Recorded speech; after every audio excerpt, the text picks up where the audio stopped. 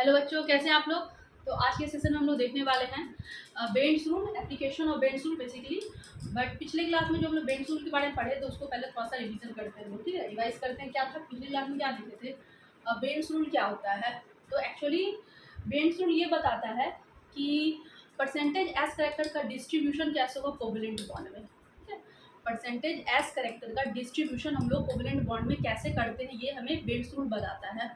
Bends rule ये बताता है कि अगर कोई सेंट्रल एटम है, ठीक है, अगर कोई सेंट्रल एटम है ए, उससे मल्टीपल बॉन्ड जुड़ा हुआ है, ठीक है, डबल बॉन्ड है, ट्रिपल बॉन्ड है, लोन पेयर है, मोर इलेक्ट्रोनेगेटिव एलिमेंट है, ठीक है, मोर इलेक्ट्रोनेगेटिव एलिमेंट है, ये मान लेते हैं मोर इलेक्ट्रोनेगेटिव एलिमेंट है, ये डबल बॉन्ड हो गया, एक्स वाई जेड मान लेते हैं, ये लोन पेयर है। तो बेंड्स रूल कहता है कि लोन पेयर जो है वो सबसे ज़्यादा परसेंटेज एस करेक्टर रखता है, ठीक है। यानी लोन पेयर जो है वो उस ऑर्बिटल से शेयरिंग करेगा, ठीक है। इलेक्ट्रॉन्स उस ऑर्बिटल में रहेगा जिस ऑर्बिटल में क्या हो, परसेंटेज एस करेक्टर सबसे ज़्यादा हो, ओके। तो लोन पेयर में क्या होगा, लोन पेयर जिस ऑर्बिटल में प्रेजेंट है वो ऑर्बिटल में परसेंटेज एस करेक्टर जो होगा वो सबसे ज़्यादा होगा। तो मोर या फिर high percentage S character, high percentage S character, मोर इलेक्ट्रोनेगेटिव टर्मिनल एटम, अगर कोई मोर इलेक्ट्रोनेगेटिव टर्मिनल एटम है तो वो शेयरिंग करेगा उस ऑर्बिटल को जहाँ पर परसेंटेज एस करेक्टर क्या होगा, कम होगा, less S character, less S. तो क्या सीखे अभी, लोन पेयर जो है वो उस ऑर्बिटल को ऑक्यूपाई करता है जिस ऑर्बिटल में परसेंटेज एस करेक्टर सबसे ज़्यादा होता है। और हम लोग देखे भी थे किस हिसाब से कि लोन पेयर जो है वो एक न्यूक्लियस जो है वो दो इलेक्ट्रॉन पेयर को अट्रैक्ट करता है, यानी दो इलेक्ट्रॉन पेयर जो है वो एक न्यूक्लियस की तरफ अट्रैक्टेड है। तो यहाँ पर लोन पेयर के केस में क्या हो रहा है कि लोन पेयर जो है वो लेस स्टेबल है, तो यहाँ पर हम लोग क्या करेंगे, लोन पेयर को सबसे ज़्यादा परसेंटेज एस करेक्टर देंगे। देन आफ्टर हम लोग ट्रिपल बॉन्ड को देंगे, ट्रिपल बॉन्ड को, फिर उसके बाद high percentage of S character, high percentage S character, और देन आफ्टर डबल बॉन्ड को, और सबसे लास्ट में हम लोग देंगे सिंगल बॉन्ड को परसेंटेज एस करेक्टर। तो सबसे ज़्यादा परसेंटेज एस करेक्टर कौन ऑक्यूपाई करेगा, तो अगर सबसे ज़्यादा परसेंटेज एस करेक्टर की हम बात करें तो सबसे ज़्यादा लोन पेयर एक नंबर में सबसे ज़्यादा लोन पेयर परसेंटेज ऑक्यूपाई करेगा, परसेंटेज एस करेक्टर सबसे ज़्यादा लोन पेयर ऑक्यूपाई करेगा। 2 नंबर में मल्टीपल बॉन्ड, अगर आप पिछला वीडियो नहीं देखें तो आप जाके एक बार बेंड्स रूल का जो पिछले क्लास में जो भी चीज़ पढ़ाए हैं उसमें काफ़ी चीज़ बताए हैं, तो आप सबसे पहले बेंड्स रूल का पिछला क्लास जो भी है उसको आप अच्छे से पहले देखिए और देन आफ्टर जो है आप इस क्लास को अच्छे से समझ पाइएगा। बेंड्स रूल को फिर से बताना थोड़ा सा डिफिकल्ट हो जाएगा क्योंकि ये आगे हम लोग देख रहे हैं एप्लीकेशन ऑफ बेंड्स रूल। तो बेंड्स रूल जिस क्लास में बताए हैं आप उसका वीडियो पहले देख लीजिए। सबसे ज़्यादा high percentage of S character occupy करेगा lone pair, okay. Second number में मल्टीपल बॉन्ड, थर्ड नंबर में अगर हम बात करें मल्टीपल बॉन्ड में ट्रिपल बॉन्ड, और फिर डबल बॉन्ड, ट्रिपल बॉन्ड, फिर डबल बॉन्ड, और फिर सिंगल बॉन्ड। फोर्थ नंबर में सिंगल बॉन्ड, और फिफ्थ नंबर में more electronegative terminal atom. More electronegative अगर एलिमेंट है तो वो सबसे less percentage S character occupy करता है, ठीक है। वो कहाँ पे रहना पसंद करेगा, वो उस ऑर्बिटल में रहना पसंद करेगा जिस ऑर्बिटल में परसेंटेज एस करेक्टर क्या हो, कम हो, ठीक है। तो मोर electronegative terminal atom always occupies the orbital which having less percentage of S character. तो सबसे लास्ट में क्या हो गया, मोर इलेक्ट्रोनेगेटिव टर्मिनल एटम। तो ये आपको सीक्वेंस याद रखना है। ये सीक्वेंस अगर आपको याद है तो आपको बेंड्स रूल अच्छे से पता है, और अगर बेंड्स रूल अच्छे से पता है तो आपको bond energy, bond strength, bond angle और जितना भी BSc-PR थ्योरी है, किस तरह से हम लोग मॉलिक्यूल्स को कैसे हम लोग अरेंज करते हैं, कैसे हम लोग स्ट्रक्चर कैसे ड्रॉ करते हैं, ये सब में बहुत ज़्यादा आपको हेल्प करेगा बेंड्स रूल।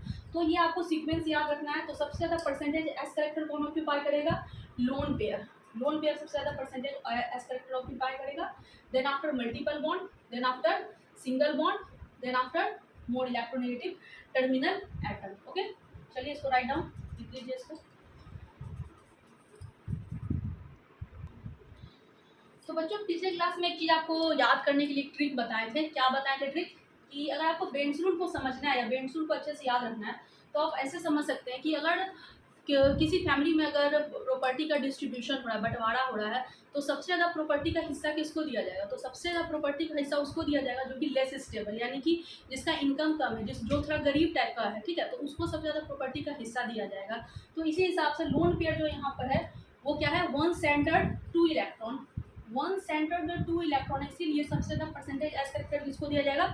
लोन पेयर को दिया जाएगा। आप ऐसे याद कर सकते हैं, ठीक है। देन आफ्टर मल्टीपल बॉन्ड को दिया जाएगा, क्योंकि यहाँ पर क्या है, 2 सेंटर तो है लेकिन नंबर ऑफ इलेक्ट्रॉन्स क्या हो गया? नंबर ऑफ इलेक्ट्रॉन्स बढ़ गया, 6 इलेक्ट्रॉन्स। तो 6 इलेक्ट्रॉन्स को 2 न्यूक्लियस जो है वो पकड़ के रखा है, या फिर 6 इलेक्ट्रॉन जो है वो 2 न्यूक्लियस की तरफ अट्रैक्टेड है। ओके, तो यहाँ पर आप इस तरह से समझ सकते हैं कि फैमिली में चलो पैसा तो ठीक ठाक आ रहा है लेकिन नंबर ऑफ पीपल्स ज़्यादा है, यानी बच्चे ज़्यादा है, तो ज़्यादा अगर फैमिली मेम्बर रहेगा तो फिर वहाँ पर भी खर्चा ज़्यादा रहेगा, तो उस हिसाब से फिर उसको ही प्रॉपर्टी का थोड़ा अच्छा खासा हिस्सा देना पड़ेगा। समझ में आ रहा है? तो मल्टीपल बॉन्ड को भी हम लोग ज़्यादा हिस्सा देंगे। परसेंटेज एज करेक्टर यहाँ पे क्या होगा? मल्टीपल बॉन्ड में भी ज़्यादा होगा, क्योंकि यहाँ पर 6 इलेक्ट्रॉन जो है, 6 इलेक्ट्रॉन 2 न्यूक्लियस की तरफ अट्रैक्टेड है, या फिर 2 न्यूक्लियस 6 इलेक्ट्रॉन को अट्रैक्ट कर रहा है। This is very very difficult. Okay, and third number is double bond. फिर डबल बॉन्ड को देंगे, फिर यहाँ पर नंबर ऑफ इलेक्ट्रॉन्स का संख्या घट गया। सेंटर तो 2 ही है, 2 सेंटर है, सेंटर 2 है, बट नंबर ऑफ इलेक्ट्रॉन्स जो अट्रैक्टेड है वो क्या हो गया? घट गया। तो यहाँ पर फिर प्रेशर क्या होगा? यहाँ पर जो देख रहे हैं यहाँ पर फिर कम पड़ेगा, जो स्टेबिलिटी जो होगा वो यहाँ पर ज़्यादा होगा, क्योंकि जो अट्रैक्शन जो हो रहा है, फोर्स ऑफ अट्रैक्शन यहाँ पर 2 न्यूक्लियस जो है वो 4 इलेक्ट्रॉन्स को खींच रहा है, तो यहाँ पर फिर स्टेबिलिटी थोड़ा सा बढ़ेगा। और फिर सिंगल बॉन्ड की बात करें तो फिर देन आफ्टर सिंगल बॉन्ड में और मोर electronegative terminal atom. More electronegative terminal atom means आप ऐसे समझ सकते हैं कि मोर इलेक्ट्रोनेगेटिव अगर एलिमेंट है तो वो क्या कर रहा है? बॉन्डेड पेयर ऑफ इलेक्ट्रॉन्स को अपने तरफ खींच रहा है, तो इलेक्ट्रॉन्स डेंसिटी उसकी तरफ ज़्यादा है, तो वो हमेशा किस ऑर्बिटल में जाना प्रीफर करेगा? जहाँ पर परसेंटेज एज करेक्टर कम हो। ओके, तो आप समझ सकते हैं कि उसके पास पहले से इलेक्ट्रॉन है, तो इलेक्ट्रॉन उसके पास ज़्यादा है, तो आप उसको मोर परसेंटेज एज करेक्टर में उसको नहीं डाल सकते, या वो मोर परसेंटेज एज करेक्टर ऑर्बिटल में रहना पसंद नहीं करेगा। वो कहाँ रहना पसंद करेगा? वो वहाँ रहना पसंद करेगा जहाँ पर कि परसेंटेज एज करेक्टर कम। ठीक है, तो ये याद करने का तरीका हो गया। आप इस हिसाब से आप सीक्वेंस को याद कर सकते हैं। चलिए हम लोग एप्लीकेशन की तरफ बढ़ते हैं। आपको 3 चीज याद रखना पड़ेगा। सबसे पहले bond angle, 1 number, bond angle is directly proportional to percentage S character. Percentage S character बढ़ेगा तो बॉन्ड एंगल भी बढ़ेगा। ठीक है, परसेंटेज एज करेक्टर बढ़ेगा तो बॉन्ड एंगल भी बढ़ेगा। दूसरा, bond angle bond length is inversely proportional to percentage S character. ठीक है, और थर्ड वन इज बेसिसिटी।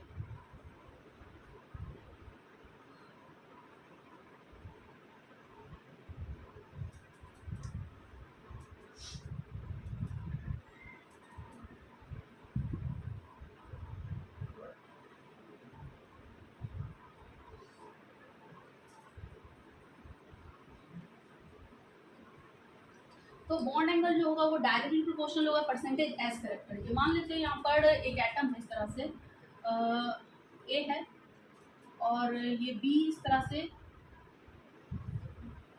यहाँ पर अगर परसेंटेज एज करेक्टर बढ़ता है, ओके, अगर यहाँ पर परसेंटेज एज करेक्टर ज़्यादा है, मोर परसेंटेज एज करेक्टर, तो अगर परसेंटेज एज करेक्टर ज़्यादा रहेगा तो इलेक्ट्रॉन डेंसिटी जो होगा इस क्षेत्र में, इलेक्ट्रॉन डेंसिटी भी क्या होगा? ये ज़्यादा होगा। और इलेक्ट्रॉन डेंसिटी अगर ज़्यादा होगा तो रिपल्सन ज़्यादा होगा, और उस रिपल्सन को मिनिमाइज करने के लिए दोनों ऑर्बिटल क्या चाहेगा? ये दोनों ऑर्बिटल चाहेगा कि हम दूर सेपरेट हो जाए। ठीक है, यानी ये दोनों ऑर्बिटल क्या होगा? दूर होगा, और हम कह सकते हैं कि ये बॉन्ड क्या होगा? इलोंगेट होगा, बॉन्ड क्या होगा? फैलेगा।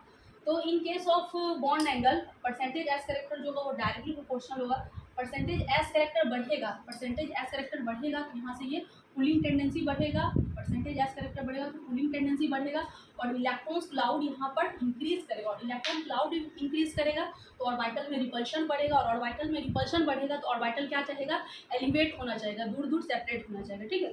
तो ये डायरेक्टली प्रोपोर्शनल है, ओके।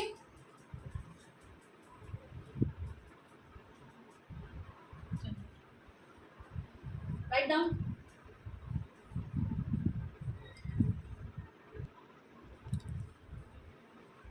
चलिए क्वेश्चन नंबर 1 बनाते हैं बेंड्स रूल से। क्वेश्चन 1 देखते हैं।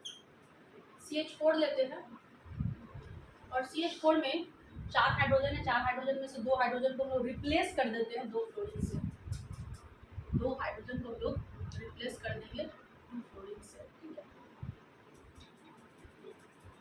तो ये क्या हो जाएगा, CH2F2।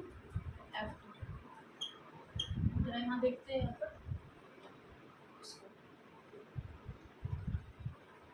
CHHF और अब इसको मान लेते हैं हम लोग θ1, इसको मान लेते हैं हम लोग θ2, इसको θ3 और इसको θ। आपको कंपेयर करना है θ1, θ2 और θ3, compare bond angle, compare bond angle कैसे कंपेयर करेंगे।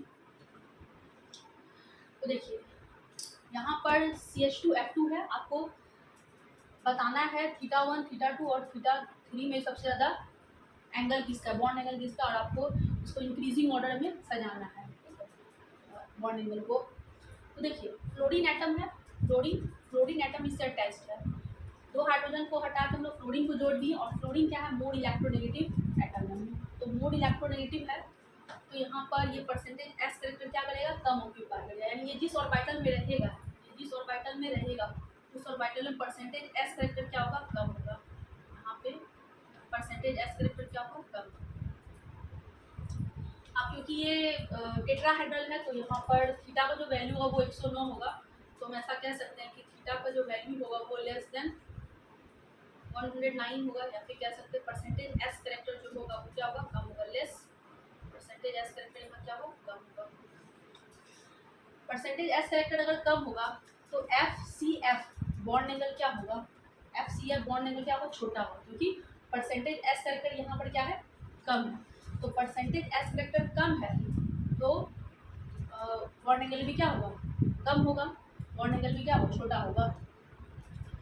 और अगर हम बात करते हैं CH की अगर बात करें तो यहाँ पर जो टर्मिनल एटम है वो क्या है, हाइड्रोजन है, और हाइड्रोजन आपका क्या है, लेस इलेक्ट्रोनेगेटिव एलिमेंट नहीं है, तो परसेंटेज एस कैरेक्टर इस ऑर्बिटल में क्या होगा, हाई होगा, high percentage S character, percentage S character क्या होगा, ज़्यादा होगा। तो परसेंटेज एस कैरेक्टर ज़्यादा होगा, परसेंटेज एस कैरेक्टर यदि ज़्यादा होगा तो यहाँ पर थीटा भी क्या होगा, ज़्यादा होगा। तो सबसे ज़्यादा थीटा कहाँ पे, तो सबसे ज़्यादा θ2 का सबसे ज़्यादा, देन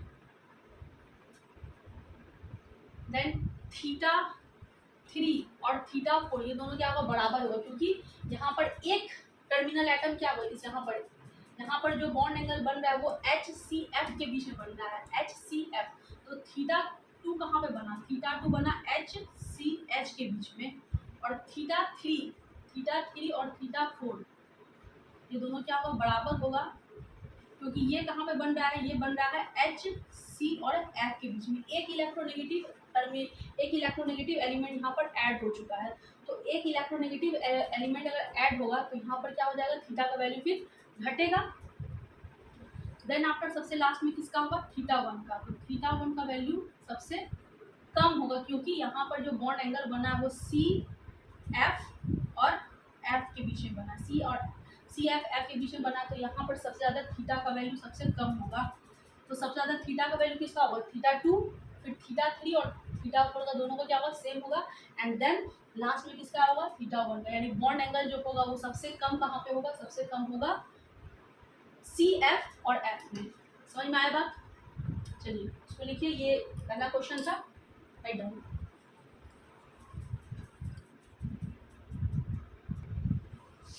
तो चलिए बच्चों आगे हम लोग देखते हैं।